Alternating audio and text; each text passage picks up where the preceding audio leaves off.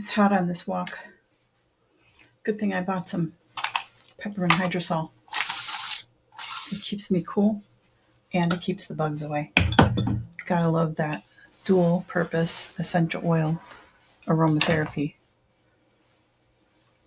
Anyway, I was on this walk and I was thinking, I have heard some wild things on the internet about essential oils.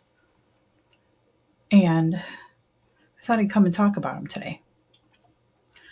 So I was thinking the internet is wild. It's like the wild, wild west, especially when it comes to essential oils. It's a good thing we have the essential oil navigators now to cut through the bull. So, if you don't know me, my name is Jackie. I'm a certified aromatherapist and the guide in the Essential Oil Navigators community, where we learn about no bullshit, safe and effective and sustainable essential oil information in a friendly and community setting. So I heard something crazy one time when I was learning about essential oils. Actually, it's what caused me to learn about essential oils. My daughter was having a party for essential oil sales, like Tupperware party. Anyway, the lady, when I came in, offered me some lemon water. I don't like lemonade. So I said, no, thank you. And I got some regular water. And then they were doing the class, and the lady that was in training, she said, our lemon essential oil is so pure it can pop a balloon. And I thought, what are they putting it in the water for if it can pop a balloon? So, anyway, because my daughter was hosting the party, I bought a kit because I was supporting my daughter, like any good mother would do. So, I go home, and of course, I go on Facebook, and isn't that where you learn all your information about essential oils? So I search up essential oil and I find like 9,200 essential oil groups. And I said, okay. So I start looking through and I find one extreme, throw away all the oils, nutmeg's going to kill you, peppermint shouldn't be in toothpaste,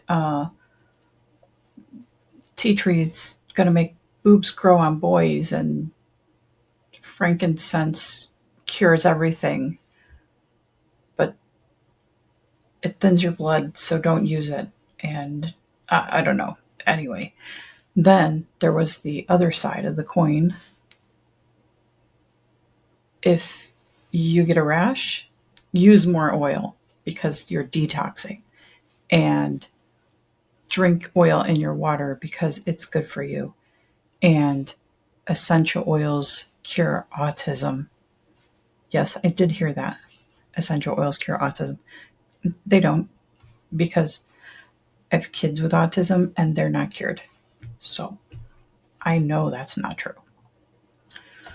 Okay, so let's go through some of the crap I've heard on the internet about essential oils. Drink oils to detox. All right, look. If you believe that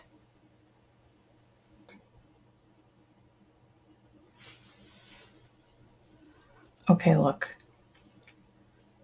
Detox is a marketing buzzword. You cannot drink essential oils to detox. Your liver and your kidneys detox your body. If you need to detox your body, you got more problems than you should be drinking essential oils for. Internal use should only be guided by a clinical aromatherapist with a medical background. So that means, like, I'm not going to tell you to put it in your body. I'm certified, but I'm not a clinical aromatherapist. And I don't have a medical background. So I'm not going to tell you to eat your oil. If you don't like the smell, your body needs it. No, that's not true. We, our nose has evolved to keep us safe from fire, kind of like that little fire right there. Ooh, right there. Um,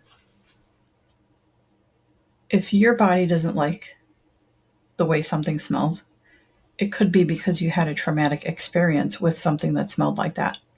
And you should not force your body to smell it. That's it. Um, Maybe your body just doesn't like it. Respect your instincts. Our noses evolved to protect us from danger.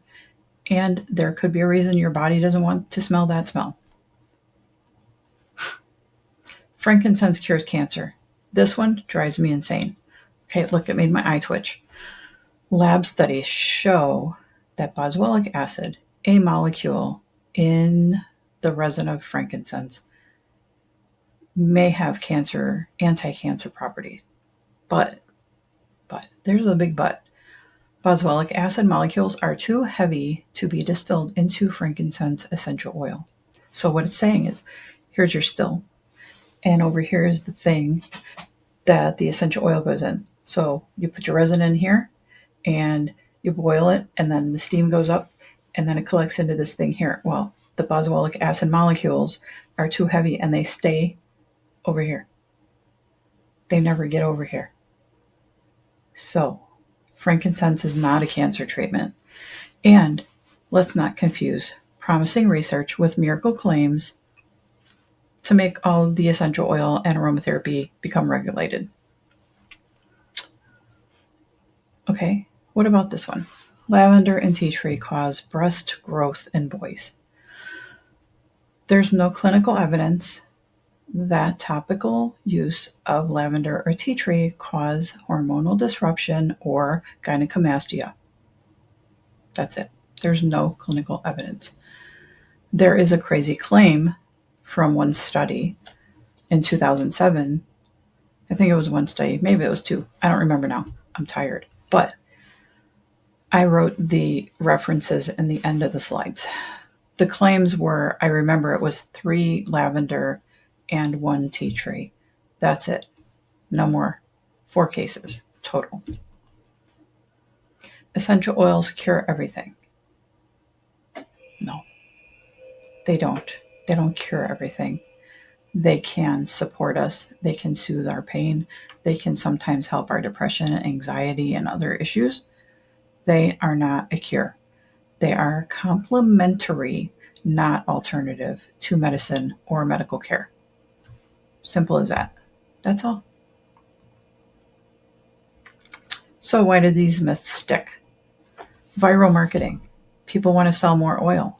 So they want to market on social media, and they want people to share the things to make them buy oils. And that's basically the majority of the problem. Sales.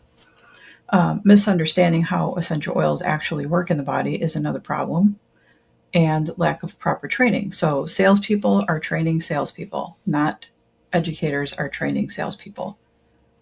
It's unfortunate, but it's real life. What can you do? Ask people, where did you hear this information? Is there research to back this up? And if you're asking, is there research to back it up? Don't take with a grain of salt that the research they're presenting you is any good. Try to at least get somebody to read it for you, or find somebody who has read it and ask them.